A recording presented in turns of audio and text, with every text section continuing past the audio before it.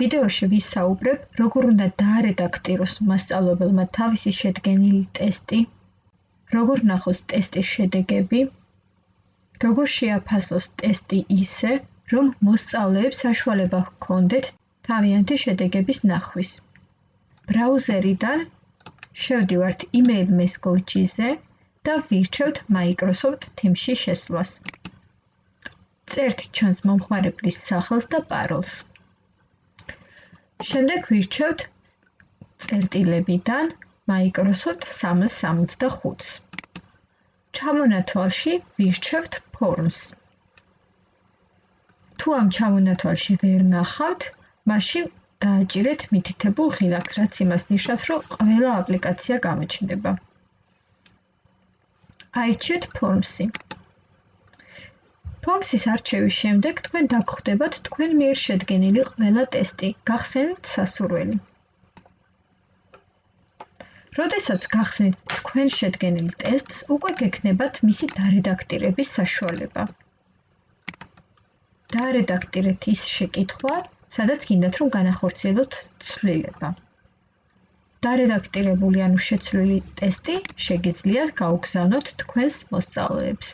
შეარხილაკიდან აირჩიეთ კოპირება და გაუგზავნეთ თქვენს მოსწავლეებს. თუ გინდათ რომ თქვენ მიერ შედგენილი ტესტი ნახოს ყველამ, მაშინ მითითებულ ადგილას აირჩიეთ anyone და ისე დააკოპირეთ ტესტი.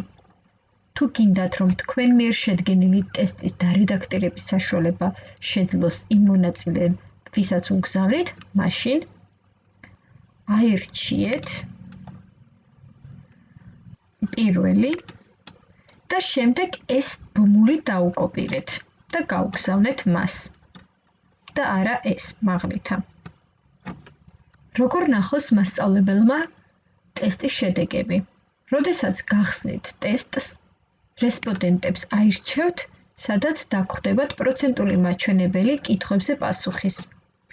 თითოეულ კითხვაზე შეგიძლიათ more detail ღილაკზე არჩევის შემდეგ ნახოთ მოსწავლეების შედეგი. ასევე დაწვრილებით ტესტის შედეგის სანახავად შეგიძლიათ აირჩიოთ ღილაკი, გადახვიდეთ იმ მოსწავლეზე, რომლის შედეგის ნახვაც გსურთ, ისრების საშუალებით. ნახავთ პროცენტულ მაჩვენებელს ასევე, რომელმა მოსწავლემ რამდენ პროცენტზე შეასრულა დავალება. ქვემოთ ჩამოსვლით ნახავთ კითხვებზე პასუხს.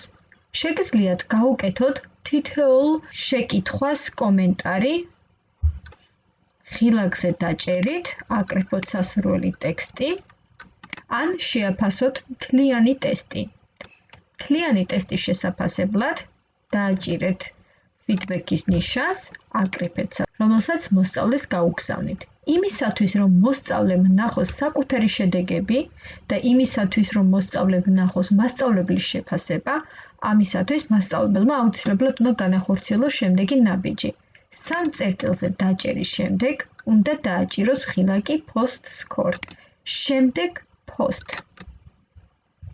ამის შემდეგ მოსწავლეებს შეუძლია გახსნას ის ბმული, სადაც შეავსო ტესტი და ნახოს როგორც საკუთარი შედეგები, ასევე მასწავლებლის შეფასებაც.